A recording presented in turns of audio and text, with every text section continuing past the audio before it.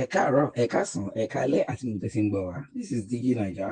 Please don't forget to subscribe, like and share for more updates. Ẹ̀yin tèmi lórí ọ̀rọ̀ Kollington Ayinla àti arákùnrin kan tó ní bàbá wọn bá Kollington Ayinla ṣiṣẹ́ kó tó kú.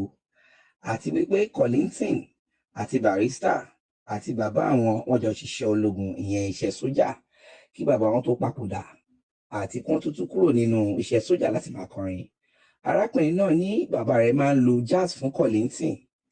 Arákùnrin sọ pé láti ìgbà tí bàbá òun ti kú pé Kollington ò náwó ìrànlọ́wọ́ kankan sí màmá àwọn, pé ṣe bí àwọn òṣèré tó kù bí àwọn Òbésèré wọ́n máa help Kollington, àwọn bíi Pasuma wọ́n máa help Kollington, pé kí ló dé tí Kollington gan ò ṣe lè náwó ìrànlọ́wọ́ sí àwọn ẹlòmíì.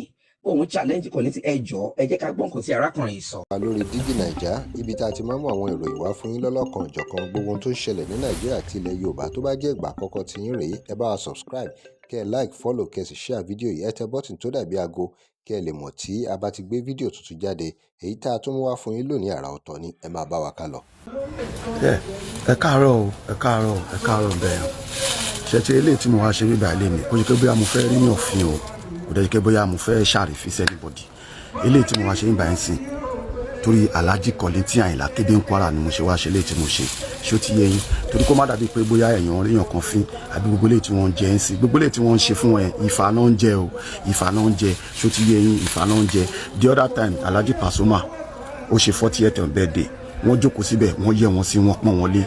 Òṣùpá Saheed lọ síbẹ̀, ó fún wọn lówó, ó ṣe dáadáa pẹ̀lú wọn. Kò yẹ pé bí àwọn náà lù, kò yẹ pé bí ebi ń pa àwọn èèyàn dáadáa náà àwọn náà. Ṣó ti yé yín o? The other now a tún gbọ́ pé Òṣùpá tún máa ń lọ sílé wọn, tún máa lọ ṣe dáadáa pẹ̀lú wọn. Èyí tó wá ṣe kókó tó wá jẹ́ kí wá sílé tí mo fẹ́ sọ sí ni pé the other time on the 28th tí Òbésèré Alhaji Àkàndé Òbésèré ọmọ Rápálá tó fẹ́ ṣe 60th birthday wọn, a tún rí pé wọ́n tún lọ gbé mọ́tò fún wọn lé wọn. Wọ́n gbé mọ́tò tuntun, mọ́tò tó worth of millions of naira wọ́n gbé lọ fún wọn lé wọn. Ó yá wọn tún lọ yẹ wọn sí, bẹ́ẹ̀ ni wọ́n yẹ wọn sí ni. Question tẹ máa bèrè ni wípé èèyàn wo ni Alhaji Kollington Ayinla táwọn ṣerú nǹkan báyìí fún gbogbo àtàwọn táwọn wà nínú gbogbo àwọn ọmọ tó wà lẹ́yìn wọn? Èèyàn wo náà ṣe bẹ́ẹ̀ fún? Àwọn èèyàn kan máa gbọ́ tí mò ń sọ̀rọ̀ ní tí wọ́n máa ní ìwé lélẹ̀ tẹ́lẹ̀ tún sọ kí lè tún sọ yìí. Èmi tí mò ń sọ̀rọ̀ Ọláìyá lórúkọ bàbá tèmi, Ọláìyá lórúkọ bàbá tèmi àti bàbá tèmi àti Kollington Ayinla àti Barrister gbogbo wọn jọ kó nínú àmì ni wọ́n jọ wà ní. Dáàdì tèmi Ọláìyá Adélékè òun ló lu jáàsì fún wọn, wọ́n kú 2004. Nígbà tí wọ́n kú tí Kollington wá sílé wọn, kí ló ṣe fún wọn? Kí ló fún wọn lọ́dún yẹn lọ́hùn? Kí ló fún wọn látọdún yẹn lọ́hùn? Tọ́lẹ̀ tí wàá kú a lọ sílé wọn, wọn jẹ́ ká wọlé. Lájọ́ tó tí wàá kú yẹn kọ́ọ̀pù ráìsì kékeré kan báyìí, kọ́ọ̀pù ráìsì kékeré wọn gbé wá fún Yàbèjì tó jẹ́ ìyàwó wọn. Ṣó ti yé yín? So gbélé tí mo ń sọ yìí Àkàndé Òbésèré ọmọ Rápálá yẹn ṣe tó lọ sílé wọn. Báwo làwọn ṣe míì tiẹ̀?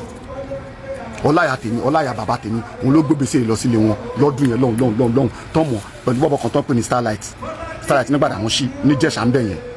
Now àdúpẹ́ bóyá lè ní Òbésèré ọmọ Rápálá gangan tó máa fi rántí mi, lórílẹ̀ ní Kollington náà tó máa fi rántí mi. Èmi ò yájú síyàn o, èmi ò ní fẹ́ kán bínú sí mi o, bọ̀ mo fẹ́ kí fídíò yìí kó dọ́dọ̀ wọn kán lè mọ̀ pé ìfà làwọn ń jẹ. Nǹkan táwọn èèyàn fún wọn nísìn. Èèyàn wo nínú àwọn ọmọlẹ́yìn wọn bí àwọn aláragbó orí kan bọ́dì, mi fẹ́ máa dárúkọ èèyàn púpọ̀. Èèyàn wo làwọn ṣe fún nínú àwọn ọmọ tó wà lẹ́yìn wọn gbà yẹn?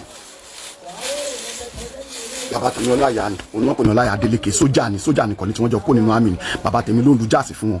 Dáàdì tèmi ṣe oríṣiríṣi rẹ́kọ̀dù fún wọn. Now tá a sọ pé nígbà yẹn àwọn rẹ́kọ̀dù tó ṣe fún wọn ó ti pẹ́ àbí 2004 bàbá tèmi ti kú, àti fẹ́ pé 20 years nísìn. Kollington yìí kò wá 1000 naira tó kéré jù kó fi ránṣẹ́ sí ìyàwó Ọláìyá yìí. Bọ̀ nísìn wọn pé social media yẹn sìn ó máa jẹ́ kí everybody connect ara wọn. Everybody máa kọ́lé mọ́ kọ́ máa rí kíní bó pẹ́ bóyá ká tó rẹ̀sẹ̀ kó ilé máa rí wọn. Òbésèré náà mo dẹ̀ tí wọ́n fẹ́ rí wọn tipẹ́tipẹ́ ilé náà máa jẹ́ kọ́lé wọn tó máa wá sílé wa nígbà yẹn.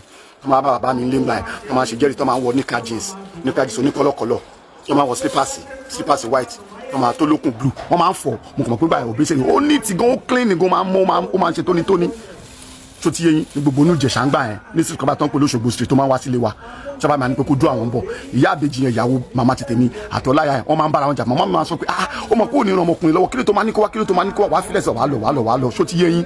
Náà nǹkan tẹ́mi kan fẹ́ sọ ni wípé gbogbo nǹkan táwọn ṣe fún Kollington Ayinla ń sìn ìfànà kan jẹ àwọn náà nínú gbogbo àwọn ọmọlẹ́yìn wọn tọjọ wà ń gbà yẹn tọjọ lórúkọ ń gbà yẹn tó bá sọ pé àwọn rẹ́kọ̀dù tó ṣe sẹ́yìn gbà yẹn gbogbo àwọn ọmọlẹ́yìn wọn ti kú ṣe báwọn ṣì ń gbowó lórí àwọn rẹ́kọ̀dù yẹn, àwọn ṣì ń gbowó bó ṣe gbókèrè owó ṣì ń wọlé fún wọn lórí àwọn rẹ́kọ̀dù yẹn. Èèyàn wo làwọn ràn lọ́wọ́, èèyàn wo làwọn ẹ̀pù, èèyàn wo làwọn ránṣẹ́ sí nínú gbogbo àwọn ọmọlẹ́yìn wọn tó ti kú ń gbà yẹn?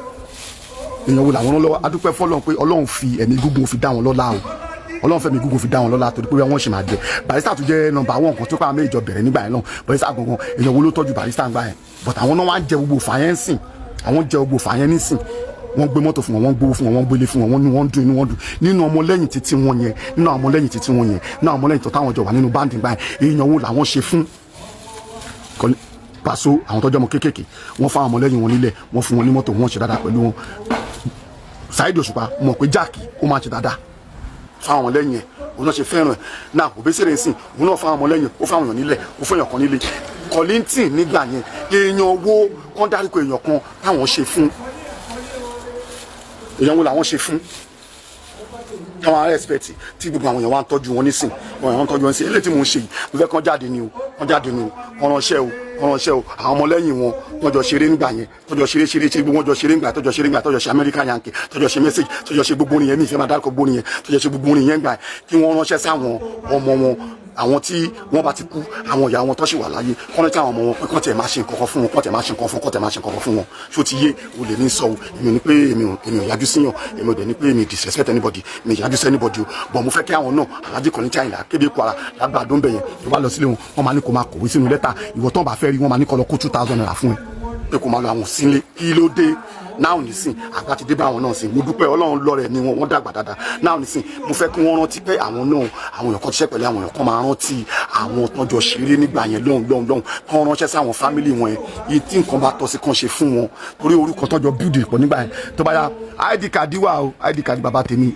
Kollington Ayinla Ọláìyá Adélékè òun ló ń lu jáàsì fún òun ló mú Obesere lọ sílé wọn lálágbàdo báyìí mo rántí ọdún yẹn lọ́hùn mi tẹ̀lé ẹ má gbàgbé mo ò lè gbàgbé o mo mọ̀ pé fídíò ilé tí mo ṣe òun ló máa yẹ kí n pàdé Obesere fídíò ilé tí mo ṣe máa yẹ kọ́ lè ti ránṣẹ́ sí mi bẹ́ẹ̀ ni o mi ìyájú sí yín o mi ìyájú sí yín o mo ń pè dẹ́jà wá nẹ́ẹ̀sì ni o mo ń béèrè invitation ni o so ilé tí mo ṣe ẹjọ́ o gbogbo ẹ̀yin ẹ má bú mi o ẹ má sọ̀rọ̀ sí mi ẹgbọ́n nǹkan tí mo sọ ni o ẹgbọ́n nǹkan tí mo sọ ni o nínú gbogbo àwọn ọmọlẹ́yìn Kollington nígbà yẹn èèyàn wo ni Kollington ṣe dáadáa fún èèyàn wo ló ṣoore fún gbogbo àwọn ọmọlẹ́yìn wọn tó ti kú nígbà yẹn èèyàn wo ló rántí bàbá tèmi Ọláìyá ni olólùjásì fún wọ́n jọ kó nínú sójà wọ́n jọ kó nínú àmì ni ṣé ń gbọ́ mi láti bá ti Ọláìyá ti kú 2004 tí Kollington ti wá sílé wọn gbà yẹn láti jọ yẹn kí ló tún ti ṣe fún ìyàwó Ọláìyá kí ló ṣe fún ìyàwó Ọláìyá kọ́ọ̀pù ráìsì tó kéré ju kọ́ọ̀pù kan kò gbé wá fún wọn o bọ̀ eléyìí mo fẹ́ kán rántí ni o mo fẹ́ create awareness fún wọn kán jára wọn pé àwọn tọ́jọ́ bẹ̀rẹ̀ nígbà yẹn lọ́hùn àwọn tó ti kú kán ránṣẹ́ kán máa rántí àwọn fámìlì wọn ire o.